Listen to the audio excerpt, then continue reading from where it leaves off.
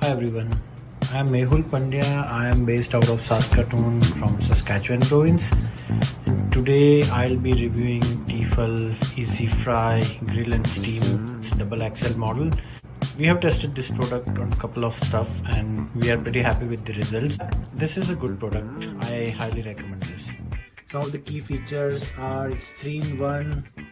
They said like air fry, steam and grill, no need to preheat, precise temperature, high capacity up to 8 people, 1.6 kilogram or 6.5 liter capacity, and intuitive design. So we'll try this out, few recipes, and we'll keep you posted.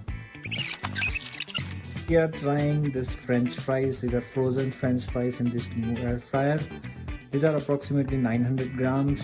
So we have put them on grill in the bowl, and as you can see, when the bowl is inserted, you can see the power button. Okay folks, so it's almost 20 minutes or a couple of minutes past 20, but I flipped them.